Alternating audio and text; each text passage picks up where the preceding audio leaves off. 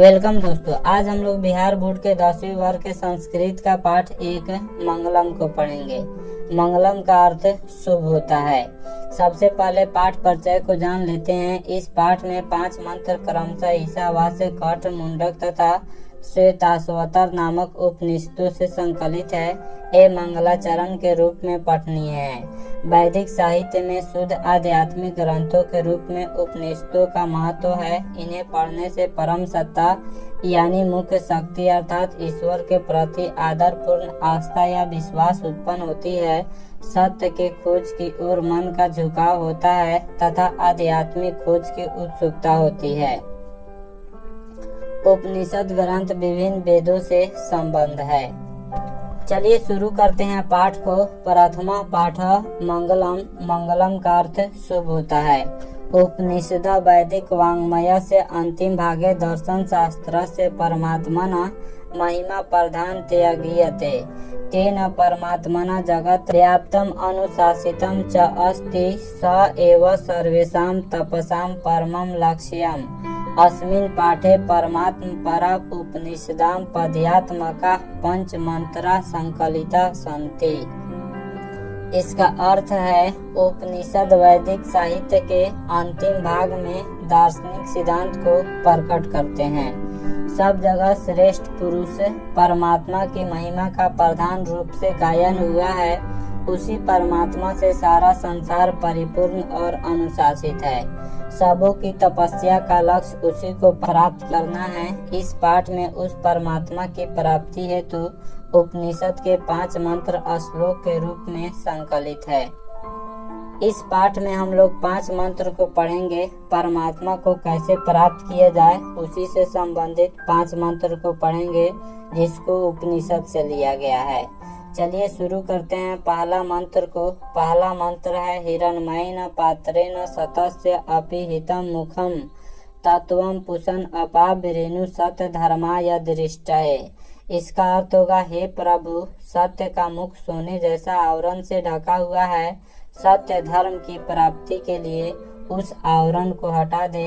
अर्थात ईश्वर से प्रार्थना किया जा रहा है कि हे पुषण। पुषण का अर्थ सूर्य देवता होता है।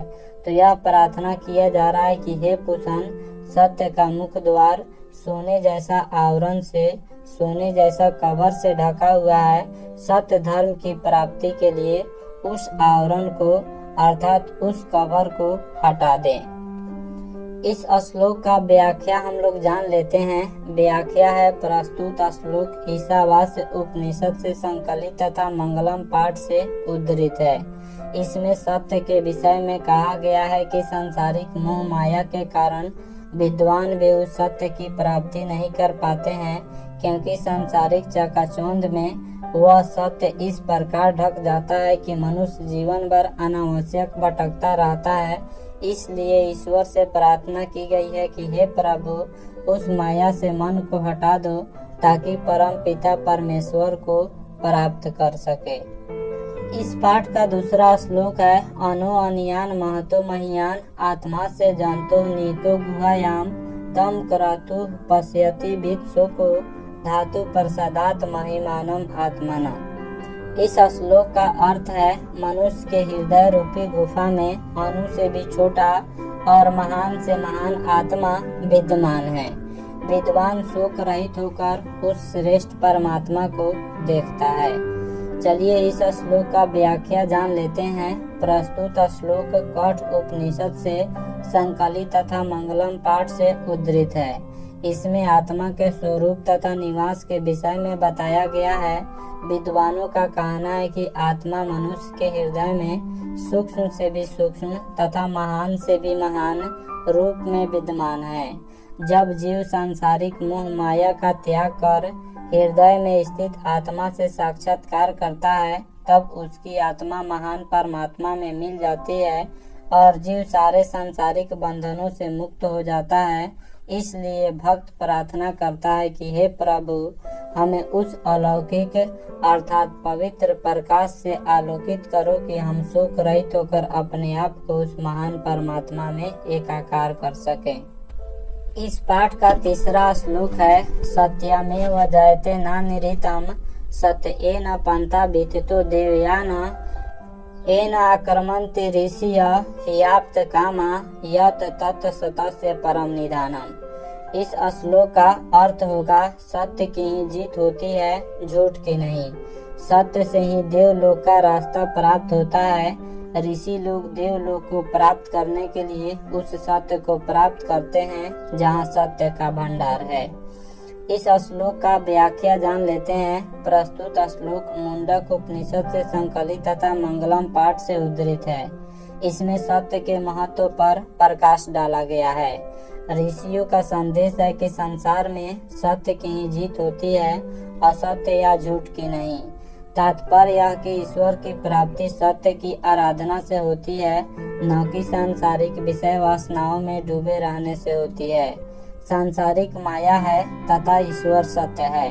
अतः जीव जब तक उस सत्य मार्ग का अनुसरण नहीं करता है तब तक वह सांसारिक मोह माया में जकड़ा रहता है। इसलिए उस सत्य की प्राप्ति के लिए जीव को सांसारिक मोह माया से दूर रहने वाला भाव से कर्म करना चाहिए, क्योंकि सिर्फ ईश्वर ही सत्य है, इसके अतिरिक्त सब कुछ असत्य है। इस श्लोक के माध्यम से सत्य पर प्रकाश डाला गया है और यह बताया गया है कि सांसारिक मोह माया निरर्थक है, इससे कुछ होने वाला नहीं है। इसलिए सत्य मार्ग पर चलो और ईश्वर की प्राप्ति करो। मंगलम पाठ का 4 नंबर श्लोक है, यथा नद्या स्यन्दमाना समुद्रे अस्तम गच्छन्ति नाम रूपे विहाय तथा विद्वान नाम रूपाद विमुक्ता परात परम पुरुषम उपैति दिव्यम। इसका अर्थ समझ लेते हैं। जिस प्रकार नदियाँ बहती हुई अपने नाम और रूप को त्याग कर समुद्र में मिल जाती है, उसी प्रकार विद्वान अपने नाम और रूप को त्याग कर परम पिता परमेश्वर की प्राप्ति करते हैं।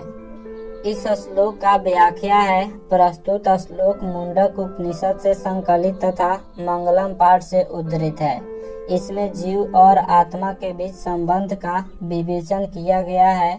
ऋषियों का कहना है कि जिस प्रकार बहती हुई नदियाँ समुद्र में मिल जाती है, उसी प्रकार विद्वान ईश्वर के अलौकिक अर्थात पवित्र प्रकाश में मिलकर जीव योनि से मुक्त हो जाता है। जीव तभी तक माया जाल में लिपटा रहता है जब तक उसे आत्मज्ञान नहीं होता है। आत्मज्ञान होते ही जीव मुक्ति पा जाता है। इस श्लोक के माध्यम से बताया गया है कि जिस प्रकार नदियाँ अपने नाम और रूप को त्याग कर समुद्र में विलीन हो जाती है, उसी प्रकार विद्वान लोग अपने नाम और रूप को त्याग कर परमात्मा की प्राप्ति करते हैं। यानी इस जीव योनि से मुक्त होकर वह ईश्वर में परमात्मा में एकाकार हो जाते हैं। यानी आत्मा परमात्मा में जाकर मिल जाता है। इस जीव योनि से मुक्ति मिल जाता है उनको। इस पाठ का 5 नंबर श्लोक है, वेद अहम एतम पुरुषम महांतम आदित्य वर्णम तमसा परस्तात तमेव विदित्वाति मृत्युमेति नान्य पंथा विद्यते अयनाय। इसका अर्थ है, मुझे ही महान पुरुष यानी परमात्मा जानो जो प्रकाश स्वरूप में अंधकार के आगे है। उसी को जानकर मृत्यु को प्राप्त किया जाता है। इसके अलावा दूसरा कोई मार्ग नहीं है, अर्थात आत्मज्ञान के बिना मोक्ष की प्राप्ति संभव नहीं है। इस श्लोक के माध्यम से यह कहा गया है कि मैं ही महान पुरुष हूँ। यानी परमात्मा कह रहे हैं कि मैं ही महान पुरुष हूँ, मुझे ही सबसे उत्तम जानो। मैं ही अंधकार के आगे प्रकाश स्वरूप में हूँ, यानी दिव्य प्रकाश के रूप में मैं ही हूँ। इस श्लोक का व्याख्या है। प्रस्तुत श्लोक श्वेताश्वतर उपनिषद से संकलित तथा मंगलम पाठ से उद्धृत है। इसमें परम पिता परमेश्वर के विषय में कहा गया है। ऋषियों का मानना है कि ईश्वर ही प्रकाश का पुंज है। पुंज का अर्थ समूह होता है। उन्हीं के भव्य दर्शन से सारा संसार आलोकित होता है, अर्थात प्रकाशित होता है। ईश्वर ही सारा दुनिया को प्रकाशित करते हैं।